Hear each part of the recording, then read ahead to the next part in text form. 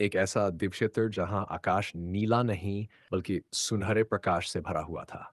विशाल पर्वतों के बीच ड्रैगन उड़ रहे थे, फीनिक्स अग्नि में नहा रहे थे और असंख्य दिव्य पशु शांति से विचरण कर रहे थे। तभी आकाश फट गया, भीषण बिजली गिरी, पूरे देवगन की धरती कांप उठी, क्योंकि इस स्थान पर देवता उतर चुके थे। एक देवता गुस्से से गरजा, किसने यहाँ अतिक्रमण किया है?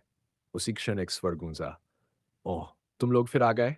वहां खड़ा था एक बालक, चेहरे पर कोई भय नहीं, आंखों में कोई सम्मान नहीं। उसका नाम था दादू। दादू ने जम्हाई लेते हुए कहा, सच बताऊं, तुम लोग बहुत परेशान करते हो। यह सुनते ही एक देवता पागल हो गया, दुष्ट, क्या तुझे पता है तूने क्या कर दिया? तभी आगे बढ़ा नौ सूर्य महादेव। उसका शरीर क्रोध से कांप रहा था। तू कहीं और यह हरकत कर सकता था। तेरी वजह से मेरे नौ सूर्य बल में से तीन नष्ट हो गए। आज मैं नौ सूर्य महादेव नहीं, छह सूर्य महादेव रह गया हूं। दूसरा देवता चिल्लाया, और क्या तुझे याद है जब तू 2 वर्ष का था? तेरी एक छोटी सी हरकत से एक पूरा संसार नष्ट हो गया था। तीसरा बोला, और अग्नि से, छोड़ो, याद मत दिलाओ, हम सब देवता सदियों तक डर में रहे। दादू ने सिर खुजलाया, इतनी छोटी बातों के लिए इतना हंगामा? उसी समय उसका नाक सिकुड़ गया। एक देवता चीख पड़ा, भागो, यह छींकने वाला है, धराम। दादू की एक छींक, दिव्य पर्वत आपस में टकराए, आकाश हिल गया, धरती फट गई, एक पर्वत पूरी तरह नष्ट हो गया। एक देवता रोते हुए गिर पड़ा। यह पर्वत अपर होतियान का था, जिसने इस दिव्य लोक की खोज की थी। देवता कांपते हुए बोले, हम व्यर्थ हैं, हम एक बालक को भी नहीं रोक सके। एक देवता मन ही मन सोचने लगा, यदि हम शोक का नाटक करें, शायद यह स्वयं को सील कर ले। दादू मुस्कुराया, तुम लोग जो सोच रहे हो मुझे साफ सुनाई दे रहा है। यह सुनते ही सभी देवता रक्त वमन करने लगे। दादू ने शांति से कहा, ठीक है, यदि तुम लोग मुझे सील नहीं कर सकते तो मैं स्वयं को सील कर लेता हूं।